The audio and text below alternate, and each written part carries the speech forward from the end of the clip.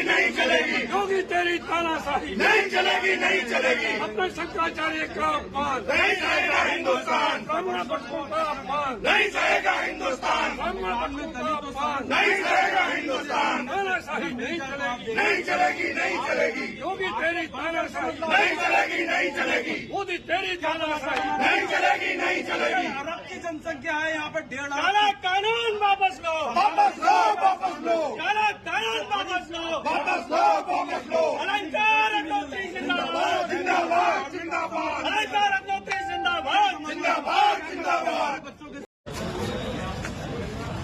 गाड़ी कहाँ पे लगी? आगे आगे वो गाड़ी है।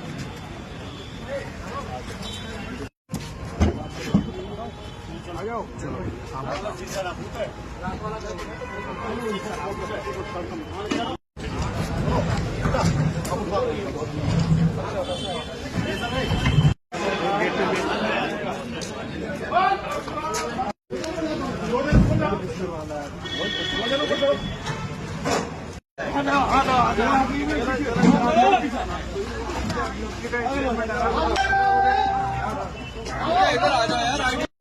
सबको वोट डालना चुनाव कौन हो? अरे क्या देना हाथ लगा रहे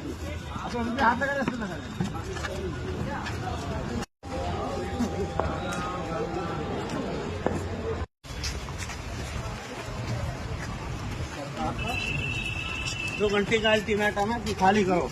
जिलाधिकारी महोदय जो बरेली हैं श्री अविनाश सिंह जी, उन्होंने वार्ता के लिए मुझे बुलाया तो मैं उनकी आदर सत्कार करते हुए, क्योंकि वो हमारे अभिभावक भी रहे हैं और अधिकारी सीनियर अधिकारी हैं, मैं वहाँ पर गया। तो वहाँ पर जब गया तो वहाँ पे उस समय तक कप्तान साहब श्री अनुराग आर्या जी नहीं थे। 5 से 10 मिनट के बाद जिलाधिकारी महोदय द्वारा कप्तान साहब को कॉल करके श्री अनुराग आर्या जी को बुलाया गया। इस दौरान जो हमारे साथ सचिव साहब जो है बार एसोसिएशन बरेली के सचिव साहब दीपक पांडे जी भी थे, मेरे साथ में थे। इनको अलग कर दिया गया और बाहर बैठा दिया गया और मुझे अकेले डीएम साहब के साथ और कुछ अन्य साथी अधिकारी थे उनके साथ अकेले मैं बैठा वहाँ पे। मुझे कंटिन्यूस प्रलोभन दिया जा रहा था कि तुम एक काम करो, 3-4 दिन की छुट्टी ले लो, रिलैक्स कर लो, 1-2 दिन रिलैक्स करो, अभी इतनी जल्दी क्या है, 4 दिन में तुम्हारा प्रोसेस जो है हम कंप्लीट करवा देंगे, तुम्हें जल्दी रिलीविंग मिल जाएगी। एक प्रेशर टैक्टिक्स और जो नहीं होता है कि प्रलोभन देते हुए यार अभी कुछ चिंता करने की जरूरत नहीं, हम आपके साथ हैं और 4 दिन बाद एग्जिट ले लीजिएगा, कोई दिक्कत नहीं है। उनका आशय ये था कि जो SIR का जो काम हुआ है उसका बहाना लेके कि 26 जनवरी को SIR के काम से मैं बहुत प्रेशराइज था, इसलिए जो सिटी मजिस्ट्रेट बरेली अलंकार अग्निहोत्री ने रिजाइन दे दिया है और अभी वो 3-4 दिन की छुट्टी पे चले गए, ऐसा उनकी प्लानिंग चल रही थी। इस बीच करीब 20 मिनट पहले, क्योंकि मैं अभी 10-12 मिनट पहले ही आया हूँ, करीब 25 मिनट पहले संभवतः लखनऊ से एक कॉल आया। कॉल आते ही उस समय तक डीएम साहब और कप्तान साहब अगल बगल बैठे थे। डीएम साहब उठकर बगल वाले बाथरूम में चले गए। बगल वाले बाथरूम में वो स्पीकर फोन पे थे। उधर से आवाज आई कि ये साला पंडित पागल हो गया है, इस साले को रात भर अपने आवास में बंधक बना के रखो, इसको साले को जाने मत देना। जैसे ही मैंने सुना तुरंत मैंने दीपक पांडे जी जो बार एसोसिएशन के सचिव हैं उनको कॉल किया। मैंने उनको बता दिया कि मुझको बंधक बना लिया गया है, रात भर ये छोड़ेंगे नहीं। जब डीएम साहब जब बाथरूम से वापस आते हैं, क्योंकि मैं कप्तान साहब के सामने जो श्री अनुराग आर्या जी थे उनके सामने ही मैं फोन कर चुका था, तो उन्होंने बताया कि बाहर बता चुके हैं कि हमें बंधक बना लिया गया है। तो आनंद फानन में, क्योंकि मीडिया तक ये बात जा चुकी थी, मुझे तुरंत रिलीज किया गया। बड़ी मुश्किल से वहाँ एक तरीके से जान बचा के मैं भागा हूँ। अगर दीपक पांडे जी सचिव मेरे साथ नहीं होते तो वहाँ पे कुछ भी अभद्र घटना हो सकती थी।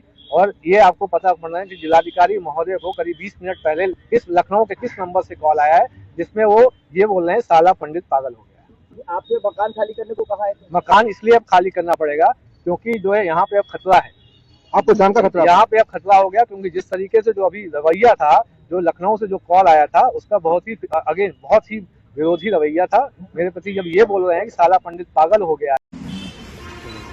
अलंकार अग्निहोत्री तुम संघर्ष करो, हम तुम्हारे साथ हैं। अलंकार अग्निहोत्री तुम संघर्ष करो, हम तुम्हारे साथ हैं। अलंकार अग्निहोत्री जिंदाबाद जिंदाबाद जिंदाबाद, अग्निहोत्री जिंदाबाद जिंदाबाद जिंदाबाद। मुख्यमंत्री जी संघर्ष करिए। हाँ।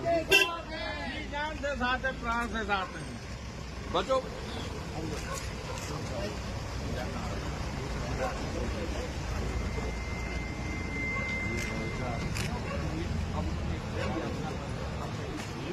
कहा जा रहा है, क्या कहेंगे? आप भी इसे काला कानून मानते हैं? आप भी इसे काला कानून मानते हैं या नहीं मानते हैं? देखिए अभी बैठ के बात करेंगे और बात करके उसके बाद ही वाइट दी जाएगी, अभी बताएंगे आप। यूजीसी कानून को कैसे मानते हैं? ये अच्छा कानून है, ब्राह्मणों के खिलाफ है या पक्ष में है? नहीं, यूजीसी का जो कानून लाया गया है उसमें कमियां हैं और उन कमियों को निश्चित रूप से उसका विरोध कर उसको ठीक कराया जाएगा। ठीक कराया जाएगा।